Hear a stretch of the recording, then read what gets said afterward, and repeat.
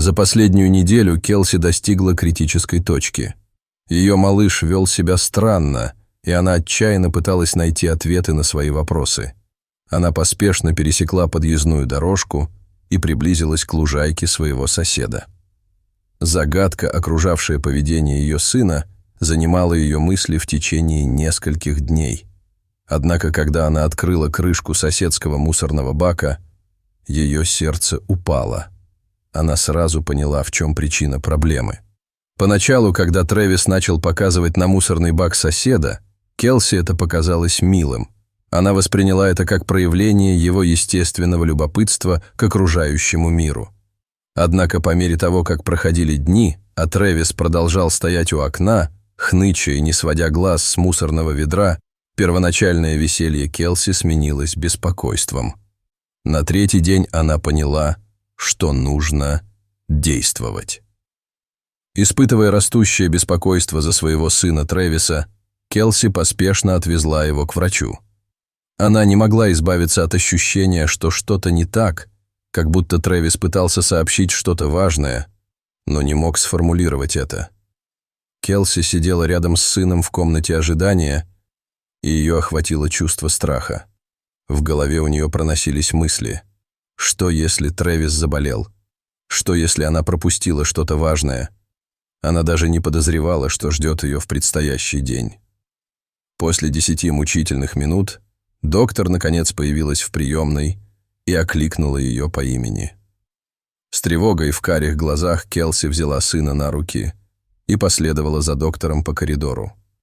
Наконец, в кабинете врача он спросил: «Что привело вас сюда сегодня?» Когда Келси начала рассказывать о ситуации, она заметила странное выражение на лице доктора. Сначала она истолковала его выражение как беспокойство, но по мере того, как она продолжала, она заметила, что морщинка между его бровями постепенно разглаживается. Закончив ее объяснение, он кивнул, делая пометки в своем блокноте. «Доктор, что вы об этом думаете?» – спросила она. Он снял очки и, встретив ее взгляд, ободряюще кивнул. «С вашим сыном все будет в порядке, но, возможно, было бы разумно осмотреть это мусорное ведро. Возможно, внутри есть что-то важное». По дороге домой Келси не могла выбросить из головы слова доктора. Что, если он что-то заподозрил? Что, если в этом мусорном ведре действительно было что-то важное? Ее снедало любопытство. Как только они приехали домой, Келси взяла сына на руки. Когда его взгляд упал на мусорное ведро, он сразу же начал показывать на него пальцем. Решив докопаться до сути, она решила провести расследование. На этот раз, придерживая малыша на бедре, Келси закрыла дверцу машины и осторожно пересекла подъездную дорожку. Она огляделась по сторонам, чтобы убедиться, что за ней не наблюдают посторонние, и приготовилась покопаться в мусорном баке соседа. Не обнаружив никого поблизости, она подошла к банке и осторожно подняла крышку. Однако, когда она увидела содержимое, на глаза у нее навернулись слезы. Это было зрелище гораздо более печальное, чем она могла себе представить. Проживающая в Тампе, штат Флорида, Келси Андерсон гордилась тем, что является преданной своему делу и заботливой матерью и женой. В повседневной рутине приготовления пищи, уборки и ухода за малышом, пока муж был на работе, она считала себя краеугольным камнем семейного счастья. Несмотря на то, что роль жены и матери, сидящей дома, сопряжена с определенными трудностями, Келси всем сердцем принимала их ради своей любимой семьи. Она верила, что они живут идеальной жизнью, не подозревая о скрытых за ней недостатках. Каждое утро Келси вставала с постели в 7:00. После душа она тщательно приводила в порядок прическу и макияж, затем выбирала наряд на день, прежде чем спуститься на кухню и приготовить завтрак для своей семьи. Собравшись за кухонным столом, они вместе наслаждались утренней трапезой, прежде чем ее муж Остин уходил на работу. Оставшись дома одна, Келси приступала к ежедневной уборке. Однако в один, казалось бы, обычный день, разбирая белье, она наткнулась на нечто необычное. Обычным пятничным днем Остин был погружен в работу, в то время как маленький Трэвис мирно дремал своим дневным сном. В это спокойное время Келси обычно разбирала накопившееся за прошлую неделю белье. Когда она забирала корзины с бельем из ванной и начинала разбирать одежду, ее внимание привлекло странное ощущение. В одном из карманов Остина она обнаружила нечто необычное. Сбитая с толку, она схватила брюки и начала рыться в карманах, чтобы найти маленький, аккуратно сложенный листок бумаги. Она медленно открыла его и обнаружила внутри квитанцию. Сбитая с толку, она просмотрела все пункты списка, но среди них были два, которые привлекли ее внимание. В одном была бутылка дорогого красного вина, в другом – несколько букетов роз. Но для кого, скажите на милость, он их купил? Келси весь день гадала об этом. Обычно он покупал розы и красное вино именно для нее. Она была уверена, что этому должно быть разумное объяснение. Она занималась своими домашними делами, но когда Остин вернулся домой, она сразу же спросила его об этом. «Дорогой, для кого ты купил розы и красное вино?» Но он даже не вздрогнул. Остин поставил портфель рядом с собой и, подойдя к жене, поцеловал ее в щеку. «На прошлой неделе я говорил тебе, что на этой неделе у Тиффани день рождения. Я купил их, чтобы взять с собой в офис», — сказал он. Как только он напомнил ей об этом факте, она вздохнула с облегчением. Тиффани работала у них в приемной, и их компания часто награждала сотрудников дорогими подарками на дни рождения. Все сомнения, которые она испытывала раньше, растаяли, когда она прижала мужа к груди и крепко обняла. У Остина и Келси всегда были прекрасные отношения. Когда они только начали встречаться, у Келси была чрезвычайно напряженная работа, и она постоянно жаловалась ему на это. Зная, как сильно она это ненавидит, он позволил ей стать домохозяйкой, и она всегда была благодарна ему за это. С момента рождения их сына они были ближе, чем когда-либо прежде, но Келси и не подозревала, что это изменится уже на следующей неделе.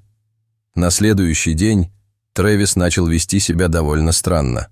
Рано утром Келси услышала, как из гостиной доносится хныканье ее сына. Она бросилась проведать его, но не была готова к тому, что обнаружила. Когда Келси вошла в гостиную, она с удивлением обнаружила, что ее сын стоит у окна на входной двери и смотрит в него, указывая на что-то пальцем. Любопытство взяло верх, и она решила взглянуть. Она медленно подошла к сыну сзади и выглянула из-за его спины, но в этом не было ничего необычного. Ее соседка Молли просто выносила мусор. Если бы только она знала правду. Она пожала плечами и, улыбаясь, взяла маленького мальчика на руки, прижимая его к своему бедру. Но когда они отошли от окна, ее сын продолжал смотреть в него. Но это не было одноразовым занятием. В течение следующих нескольких дней каждое утро повторялось одно и то же. Пока она готовила еду для своего сына, он сидел в гостиной, пялился в окно, показывал на улицу и ныл, требуя, чтобы мама посмотрела. Но это было еще не все. Каждый раз, когда она брала его на руки, он закатывал истерику и пытался вернуться к окну. Казалось, он хотел, чтобы она что-то увидела, но каждый раз, когда она проверяла, там ничего не было. С течением дня она все больше беспокоилась о его странном поведении. А разве она должна была о чем-то беспокоиться? Она решила не придавать этому особого значения. Она знала, что дети в его возрасте любопытны, и, насколько она могла судить, он не выглядел больным, или у него не было никаких проблем. Но однажды она просто не выдержала. В то утро, когда Остин ушел на работу, маленький мальчик выскочил из дома и бросился к мусорному баку соседа. Келси преследовал его по пятам. Что, черт возьми, на него нашло? Она схватила его прежде, чем он успел открыть дверь, и затащила внутрь, брыкающегося и кричащего. Именно тогда она решила обратиться к своему врачу. Что-то происходило, и ей нужны были ответы. В тот день, пока Остин был на работе, она отвела их сына к врачу, отчаянно надеясь получить хоть какие-то ответы. Но, рассказывая доктору свою историю, она заметила неуверенность в его глазах.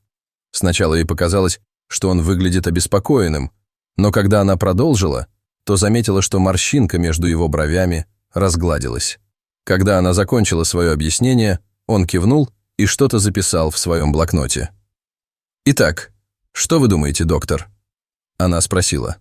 Он снял очки и посмотрел на нее сверху вниз, снова кивнув. «С вашим сыном все будет в порядке, но, возможно, вам лучше проверить мусорное ведро. Возможно, в этом что-то есть».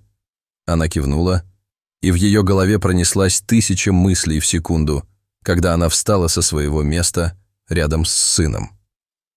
«О, и еще, миссис Андерсон», — начал доктор, — «вам лучше проверить это сегодня, прежде чем завтра приедет мусоровоз».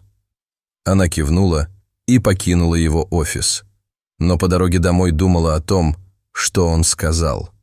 Он был прав. Ей следовало проверить, что находится внутри мусорного бака. Поездка, казалось, длилась несколько часов, но в конце концов она добралась домой. Но как только Келси вынула сына из автокресла, и он заметил мусорное ведро, он снова начал хныкать, указывая на него пальцем. С него хватит. Наконец-то она решила заглянуть внутрь. Хотя она и не ожидала, что найдет там много интересного, вся ее жизнь должна была измениться. Держа малыша на руках, она заперла дверцу машины и медленно пошла по подъездной дорожке. Она огляделась по сторонам, чтобы убедиться, что за ней никто не наблюдает, и приготовилась заглянуть в мусорный бак соседа. Вокруг никого не было. Казалось, что путь свободен. Когда она положила руку на крышку и медленно подняла ее, то с ужасом обнаружила множество букетов роз, а также ту самую дорогую бутылку вина, которую она видела на чеке своего мужа. Коробка была пуста, но там было еще кое-что. На вершине стопки лежала записка: «Я люблю тебя и скучаю по тебе. С любовью, Остин». Испуганная, она могла узнать почерк своего мужа за милю. В тот день, когда маленький Трэвис прилег вздремнуть, Келси сидела на кухне. Ее нос покраснел, а глаза опухли от обильных слез.